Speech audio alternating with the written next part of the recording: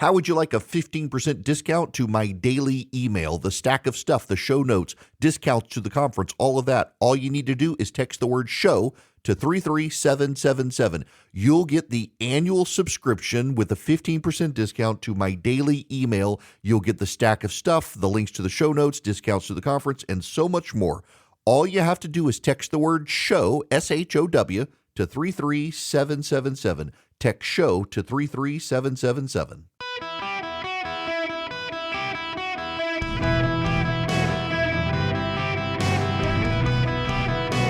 Welcome to the Eric Erickson Show podcast, Hour 3. Ladies and gentlemen, welcome. It's Eric Erickson here. It is Open Line Friday, 877-973-7425. Should you wish to be on the program, for those of you in the Southeast United States outside of Georgia, the Atlanta Braves have announced a deal with Fubo TV, adding the network to their streaming service in the 6-state Brave country territory. So you'll be able to watch our Atlanta Braves.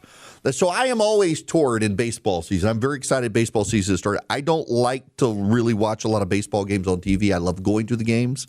And I grew up a Cubs fan. All of my friends growing up overseas were Cubs guys. And we had WGN, Bozo the Clown, and the Cubs games on in Louisiana at my grandmother's house. And then Ted Turner and the TBS deal brought the Braves. And I grew up watching the Braves and the Cubs. And I love both teams. And it pains me when they play each other because I dearly love both teams. The Cubs finally making it to the World Series was one of the greatest moments of my life as a adult caring about sports, because I don't really care about sports, but I love the Cubs. And I hate that Dansby Swanson is no longer with the Braves, and I love that he's at the Cubs. And it is very painful for me to have to pick. So my rule of thumb is when they play in Atlanta, I'll root for the Braves. And when they play at Wrigley, I'll root for the Cubs. I know the owner of the Cubs, and they've been very kind to me over the years. I took my dad up a number of years ago to a Cubs game and sat right at the dugout. And it was one of the just coolest experiences to be able to take my dad to a Cubs game. We stayed at the Trump Hotel in Chicago, which is hands down, I don't care about whether it's Trump or not, it's one of the coolest hotels in the world. I love the Trump Hotel Chicago. If you ever get to Chicago, stay at the Trump Hotel, not because it's the Donald Trump Hotel. It's just the coolest hotel. If you ever saw The Dark Knight, the scene where they're in the building at the end, in the finale, and the Joker and Batman are fighting, that is the Trump Hotel in Chicago. They were building it at the time. And that scene is there. It's a cool hotel. I actually like Chicago more than New York. And New Yorkers get really offended by when you say that. But I love Chicago. The architecture of Chicago, the walkability of downtown. Granted, you might get murdered, but you could in New York City too. I love Chicago. It is one of the coolest places. I love Wrigley Field. And baseball season has started and life is good. I'm going to go to the phones. 877-973-7425. Randy, welcome to the show. How are you? Randy? Yeah, hey, good afternoon, Eric. Thanks for taking my call. I appreciate it. Listen, today when you get out there and play golf, I want you to get on one of the tee boxes and whack one for me. Say, this one's for Randy. I don't care where it goes. I played for 30 years, and now I've got neuropathy in my legs, and I can't do it anymore. I took a swing with a golf club, I'd fall flat on my butt. So anyway, do that for me and tell me next week where it went. All right, okay, I will. Listen, what I'm calling you about is I want to apologize to my liberal friends for being, first of all, American conservative white Southerner that loves Jesus and is a gun owner and, loves dogs and butterflies, which that doesn't fit their narrative. But liberals have lost all reason and proportion and logic about everything. I was listening to Victor Davis Hanson this morning, and he was talking about, never heard this word before, had to look it up, nihilism.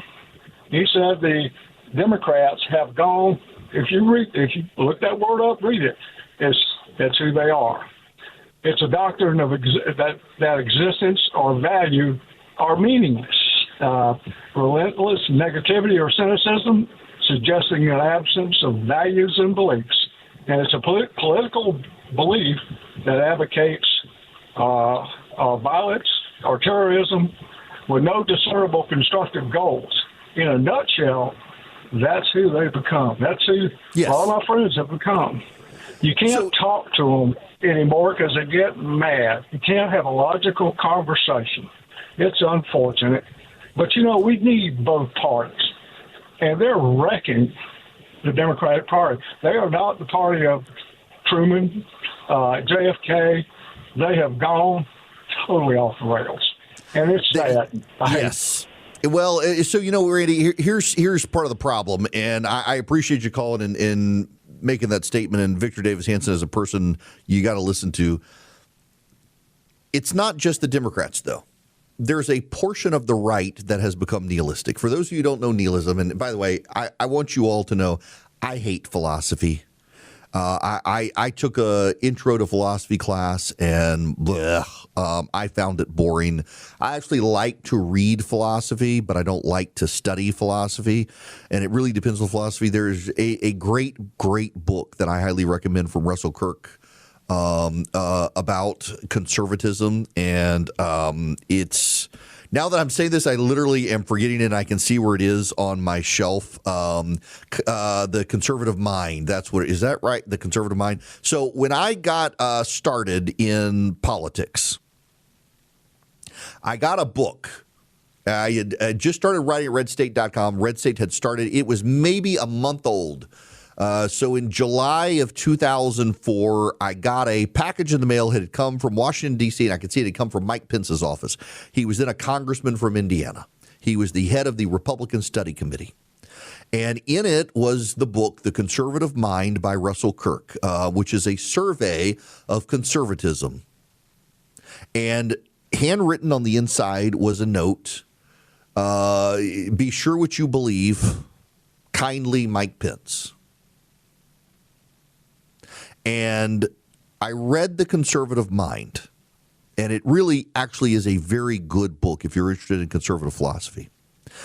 Over time, going to seminary, going to Reformed Theological, having to study the present age and church history and stuff, nihilism, it rejects all religious and moral principles. Essentially, it says life is meaningless.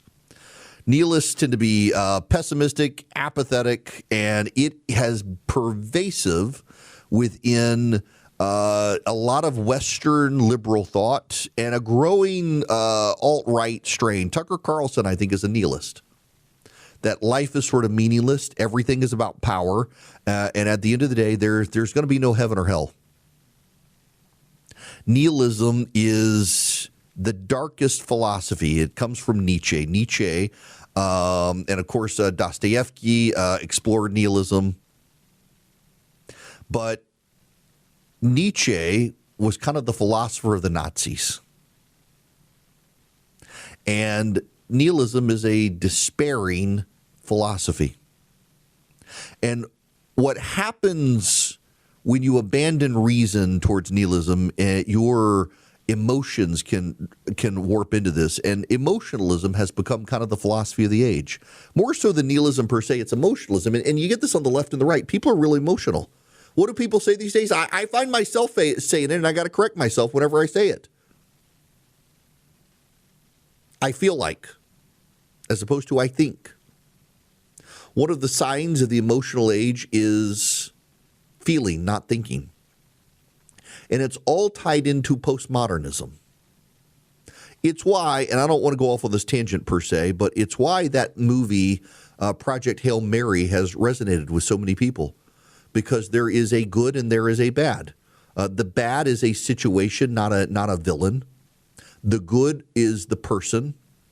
It is for those of you who are thinking, I got asked the other day by a youth pastor, is this safe to take high school boys to? There's no sex. There's no nudity. I don't think there's any cussing in it. I don't remember a cuss word in it. And it is a retelling of the story of Job, loosely based on the story of Job. Project Hail Mary. If you want to see the direct tie into Christian allegory, the spaceship is called the Hail Mary, and the pilot's name is Grace. Hail Mary, full of grace. It's not Catholic per se. It's a telling of the story of Job, and it has a good outcome. A lot of what Hollywood has come out with in the last number of years, the good guys turn out to be obtuse. They're the bad guys. There's actually a piece out I saw today that the Lord of the Rings is a movie not for modern times because there is real good and there is real bad. There's always real good and there's always real bad. But in nihilism and in left-wing thought and in emotionalism, the good guys are as bad as the bad guys. The Game of Thrones is very nihilistic. Game of Thrones, that a lot of people who watch Game of Thrones, the best people, the people you wound up rooting for, wound up having brutal deaths. It always seemed like the bad guys came out on top. And people didn't like it. It was kind of depressing. People loved the show, but it was depressing. And even people who watched Game of Thrones, they loved Lord of the Rings because here in Lord of the Rings, there's a real good and there's a real bad. And people are complex. People can be tempted by power. I mean, let's not forget, spoiler alert, Frodo does not throw the ring into the lava in Mount Doom. He does not. Frodo succumbs at the end to the temptation of power and tries to take the ring. And a long time before, not years before. By the way, did you know in our timeline, last Sunday was the anniversary of throwing the ring into Mount Doom? Kid you not. He had spaced it out around an Easter telling. Easter was the day that the ring was thrown into the Ring of Fire. When J.R.R. Tolkien wrote it. I digress. Nonetheless, if you know the story, Frodo had spared Gollum on the advice of Gandalf. They thought about killing him, and Gandalf said no, he might still have purpose. And in the end, Frodo succumbs to the Ring of Power. He succumbs to the temptation. Like men before him, it turns out the hobbits could ultimately be turned as well. And Frodo bites the ring off his finger and falls into the lava, or Gollum does, and the ring is destroyed. Not because Frodo overcame the temptation, but because he had spared Gollum. Nihilism, when we're all going to die, there's no there. There's no joy. There's no afterlife. There's nothing. That kind of is where the left is. That kind of is the worldview of the progressive left, but it's also the worldview of the progressive right. And if you can't recognize the progressive right, they're on the rise right now. They are as anti-Semitic as the left. They hate the United States. Tucker Carlson is one of the voices that gives voice to them, Candace Owens and others. They are deeply anti-Semitic. They're in it for the clicks. They find themselves having no accountability. And, you know, I put this up the other day, and I got attacked by a guy on Twitter for how can you defend Christianity when you've said these terrible things? Oh, I've said lots of terrible things. Some of the things he was linking to, they were all quite funny. So somebody put up a picture 2 days ago of one of the largest amethyst crystals discoveries in South America. And it's this beautiful amethyst crystal, but you look at it and you realize this thing is kind of shaped like a male reproductive organ.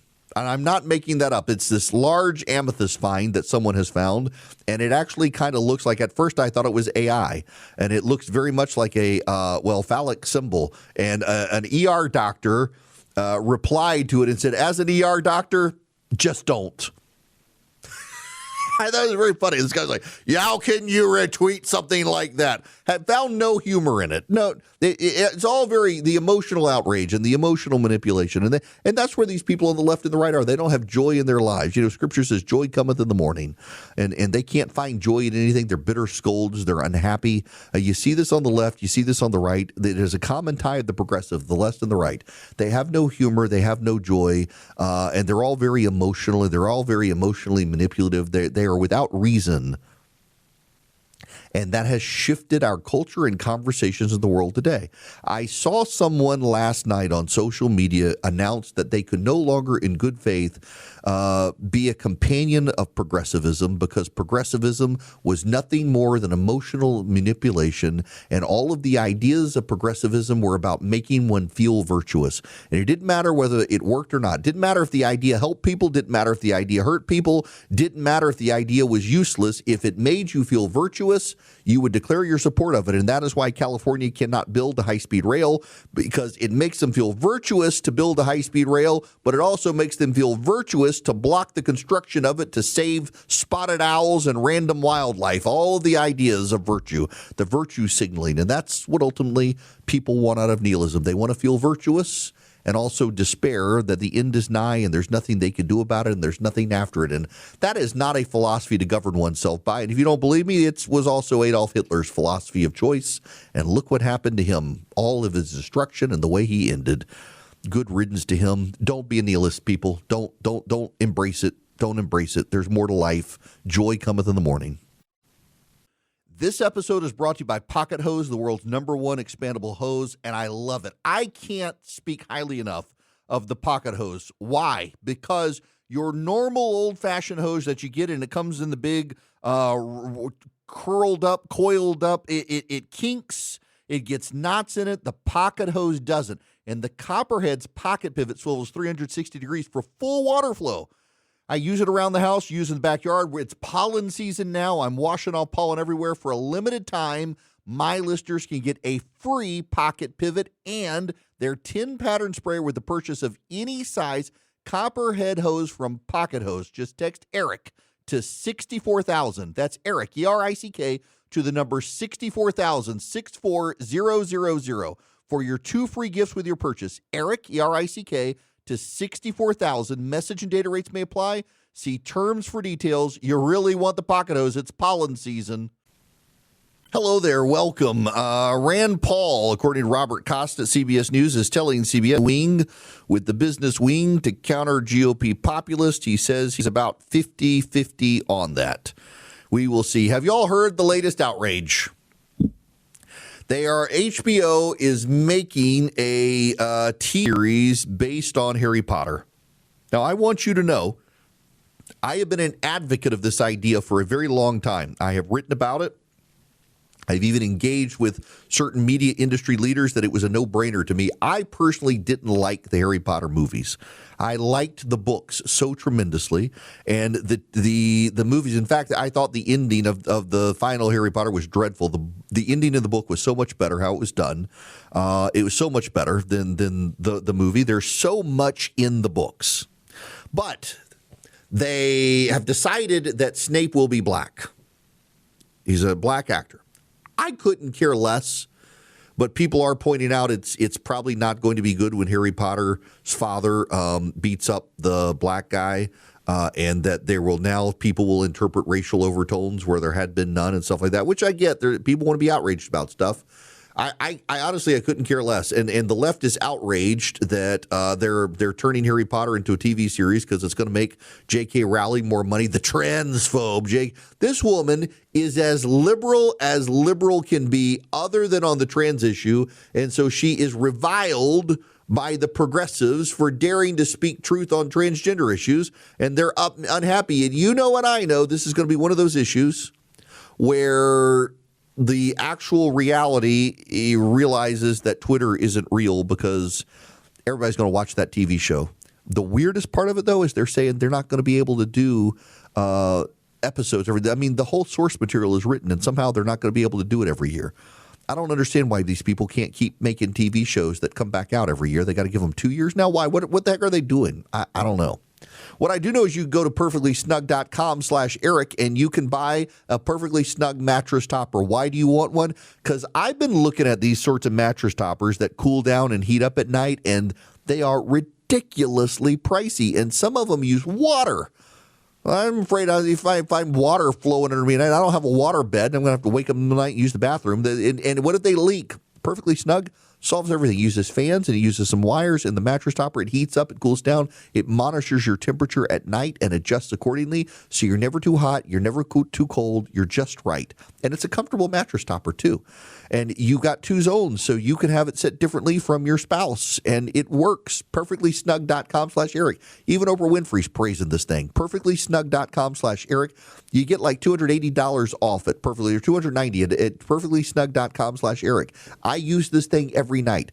I was a user before I was an advertiser, and I love it, and you will too. If you're looking for a great mattress topper to keep you warm or cool, perfectlysnug.com/ERICK.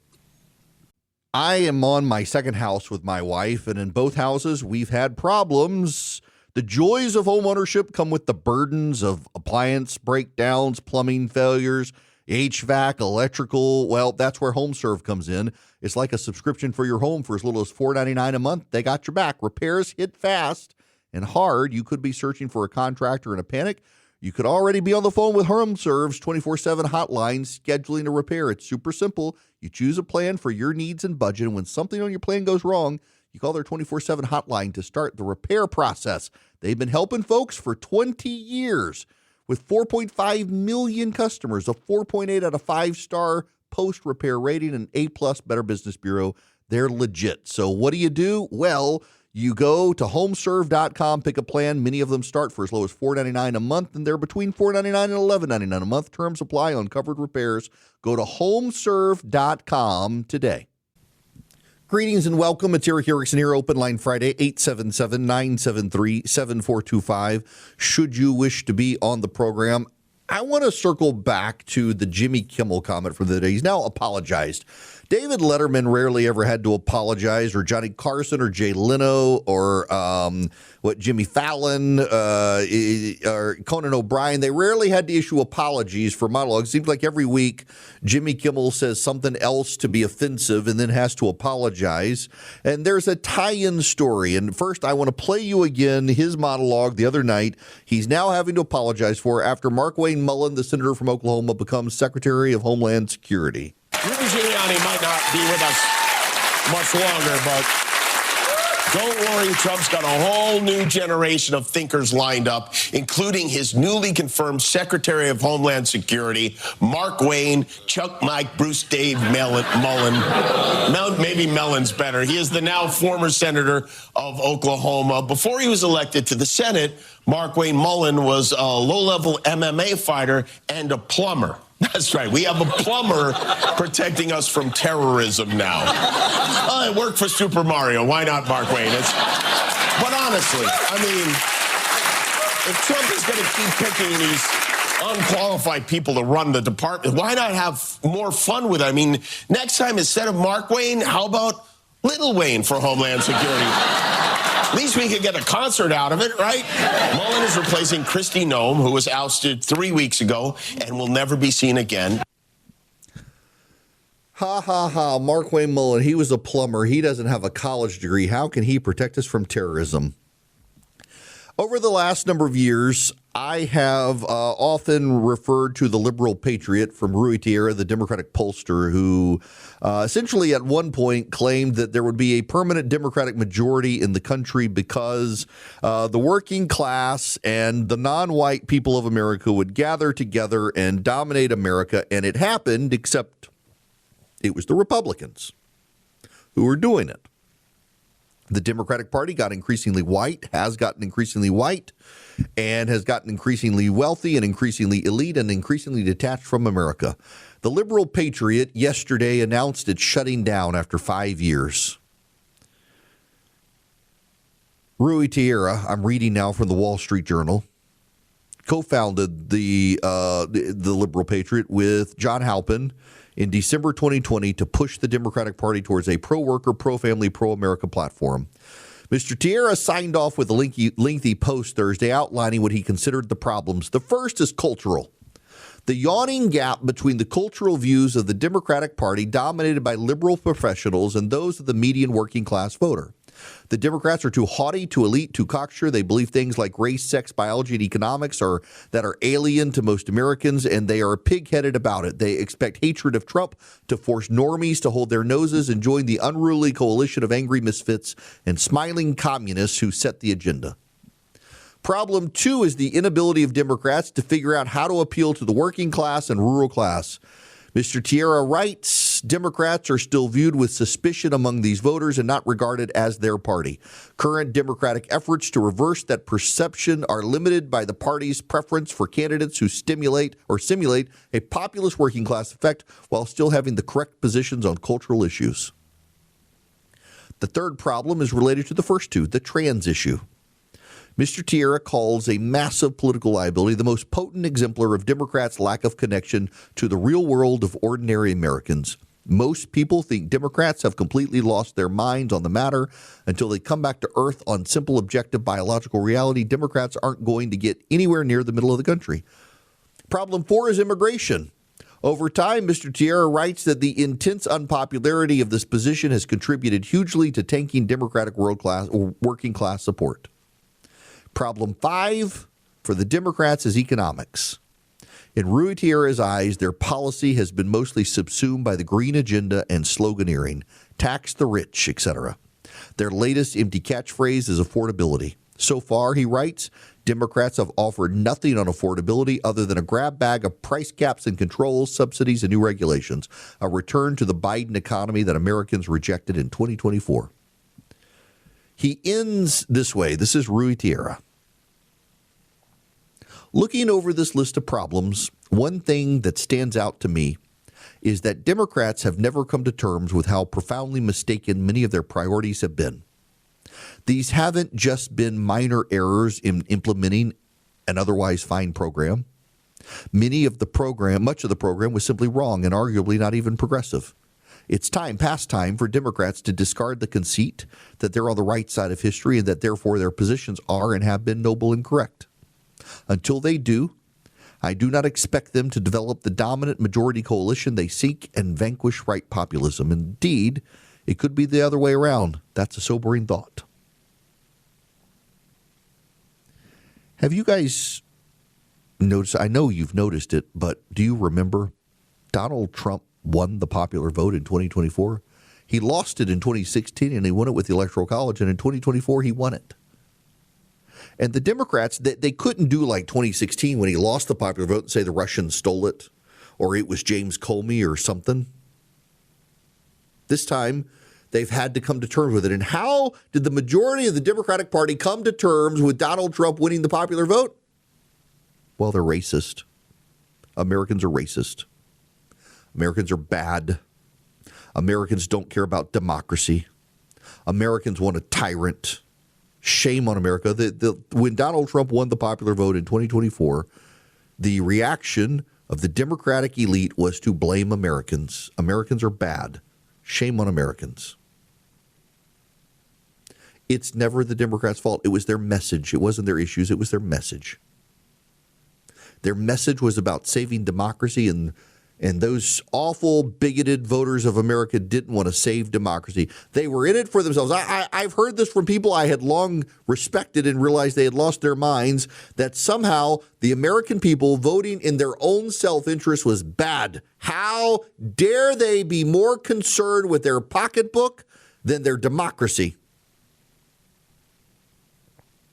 The Democratic elite hate ordinary working-class Americans. They hate normal Americans who go to church. The New York Times is out today with a piece in defense of James Tallarico attacking Christians. How dare Christians want someone to die to self and sin and be born again? Why can't you Christians just accept people the way they are?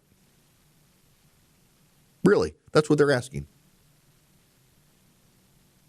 The Democratic Party has become overwhelmingly white. And as a Democratic strategist explained to me after the Democrats lost in 2024, the Democratic Party today is run by a bunch of mentally unstable women and gay white men. And they can't relate to most Americans. They are neurotic and angry. The liberal patriot, Rui Tierra, was something that you may have never heard of this man, but this man was the prognosticator of the future. The Democrats trotted him out and put him on TV everywhere for a time. He was claiming that the Democratic Party was going to build a coalition of voters that would last a lifetime, and the Republicans would recede into the past. Demography was destiny, and the GOP was doomed. And Donald Trump won the popular vote in 2024. It can all come crashing down. The Democrats thought they were dominant with Barack Obama, and look what happened to him. That's part of the issue here. The Democratic Party was convinced that they were on the right side of history, that there was epistemic closure of their mind. They didn't have to learn anything. They didn't have to know anything new, that history was on their side. The arc of history bends towards us, they would say. And it all fell apart. And the same thing can happen to the GOP. And I do worry about Republicans as we platform just insane people more and more insane people are showing up on the right. I mean, look at the CPAC thing. You got Matt Gaetz, you got Jeffrey Epstein's best friend forever, Steve Bannon on stage. You got the normalization of guys. The head of CPAC is a man who has been accused of improper behavior towards other men multiple times, shall we say. There's no effort on the right to clean up the right. You know, Rush and I had a great friendship. Rush Limbaugh was a real mentor to me. I could email or text Rush day or night almost 24 hours a day. I was a night owl, he was a night owl. And we would stay up at night and just text back and forth about radio. There was only one thing that Rush vehemently disagreed with me on, going all the way back to my time at Red State, and that was that I spent too much time calling people out on our own side, and I needed to focus on the left. And I always disagreed with him. And he's always was like, you're limiting yourself by doing this. You're making enemies on the right. And yeah, I knew it. And I stand by it. And I learned so much from him. But I couldn't help but think, when I see people on the right who are doing these just insane things, they need to be called out. We got to police our own side. And I think we do. And the Democrats never policed their own side. The Democrats wanted all to come. The Democrats wanted a big party. The Republicans claimed that they were a big tent. The Democrats wanted to be a big tent. The Democrats wanted anybody who hated the wealthy, who hated the GOP, anybody who wasn't white, come on in. And what happened with Trump is Trump was so alienating and so polarizing to a lot of wealthy white people, they all fled to the Democratic Party. Their hearts were already there on issues. You had a bunch of people on the right who claimed to go to church and claimed to hate abortion. And the moment Roe v. Wade fell, they were like, this is a disaster. What about my abortion? Well, I thought you were pro-life. Well, I said that way to advance. And now all those wealthy white people have become Democrats.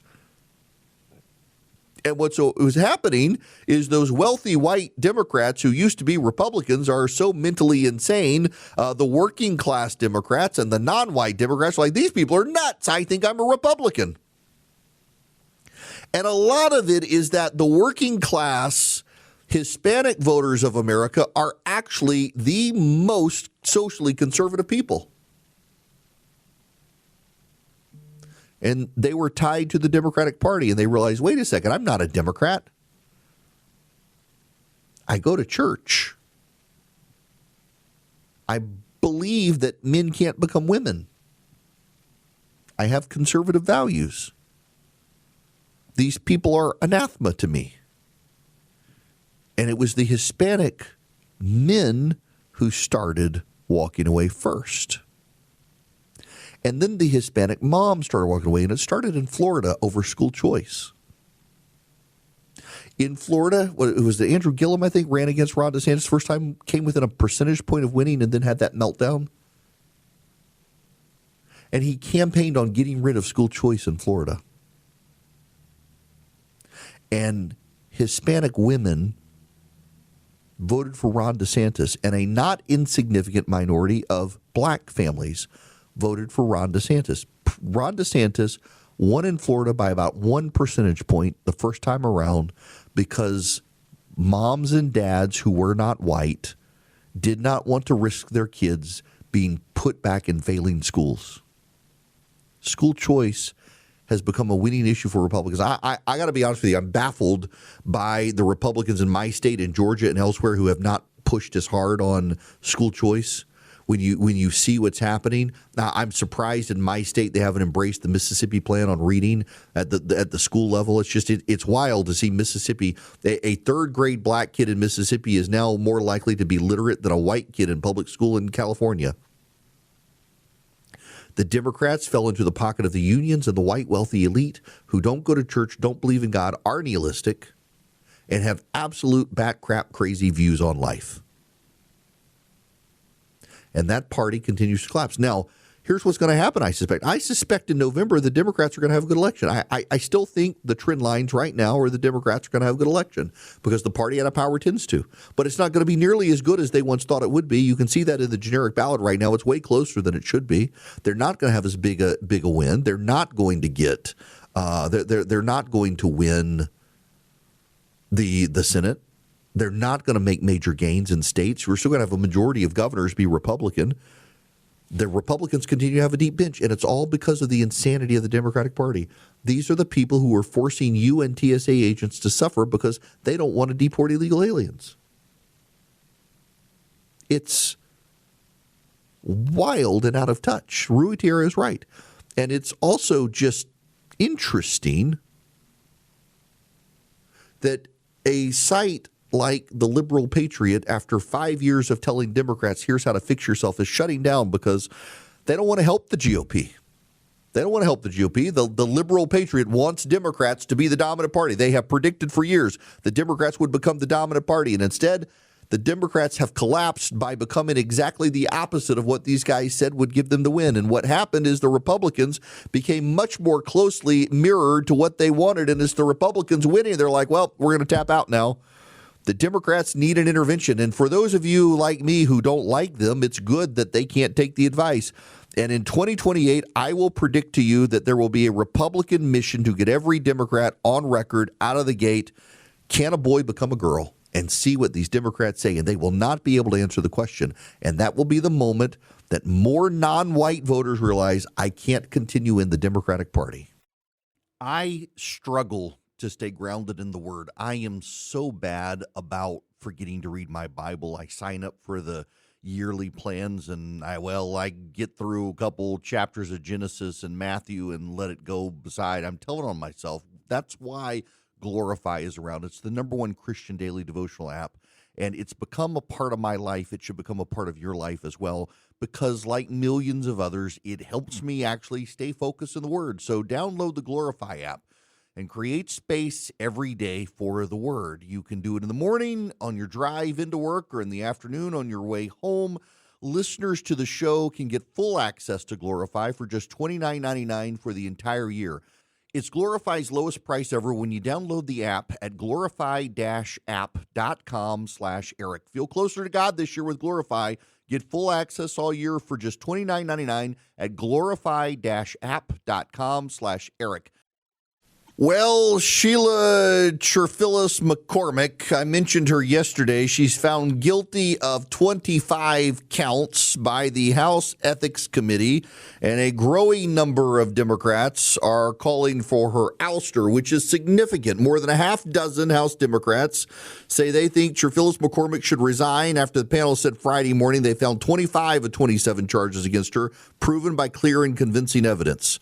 Few have said so publicly before the hearing, in which Cherphillis McCormick's lawyer struggled to withstand bitter questioning from members of the panel. But the nature of the allegations, she's accused of laundering $5 million in government disaster relief funds, funneling it to her campaign, laundering it and funneling it, have some Democrats uncomfortable with her continued presence. Marie Gluesenkamp Perez of Washington said that Cherphillis McCormick should resign or be removed. Scott Peters of California told Axios her resignation would be easier for everyone and asked if he would vote to expel her. He said, if someone's misbehaved in the way she's said to have misbehaved, I think every member of Congress should have to respond. Becca Ballin of Vermont told Axios she should resign. Tony Gonzalez must be pushed by Republicans to resign too after admitting an affair. You got that? She needs to go, but he's got to go. Pramila Jayapal told Axios that Cherphillis McCormick should resign and that she would vote for expulsion, but she wants us to address Tony Gonzalez at the same time. Jimmy Gomez of California told Axios she has to consider her constituents in the House Democratic Caucus, so I think she should probably step aside. You got that? So she's committed a crime. Gonzalez has not. I think Gonzalez should go too. He is no longer running for re-election, though. He's going to serve out his term. But notice how some of these Democrats are like, well, we'll get rid of her. She committed a crime, but the guy who had the affair, he's got to leave too. I think he should, but he hasn't been found guilty by the House Ethics Committee of crimes. But the Democrats are trying to use that as their way to prevent having to acknowledge that they got to do the right thing with this woman from Florida. Folks, the Eden Pure Thunderstorm, you can get 3 of them and save $200 at EdenPureDeals.com. The discount code is ERIC3, ERICK3. They have a money-back guarantee. If they don't eliminate odors, they'll give you your money back. See the site for details on this. They trap pollen, dust, mildew, the particles in the air. They're filterless. You don't have to have a filter subscription. They also kill 99.9% of bacteria and viruses that flow through. Where they really shine, though, odor elimination. They generate ozone. Ozone's like odor bleach. It goes to the source of the odor, and it wipes out the odor at the source. And it works. I use it on my back porch. If it gets smoky from my smoker, I've used it in hotel rooms. I've used it in rental cars where someone had smoked in the rental car. You can plug it up with a USB cord. You can plug it to the wall. You get 3 of them for 3 rooms in your house or 3 floors of your house or your RV or your travel bag. I just keep one in my travel bag at this point. You never know what you're going to find in hotels these days. EdenPureDeals.com is the code. EdenPureDeals.com. I'm sorry, the code is Eric3. You save $200. You get 3 of them. They have a money-back guarantee if they do not eliminate your odor. See the site for details. EdenPureDeals.com. The discount code, Eric3. You guys have a great weekend. Remember, Palm Sunday this Sunday.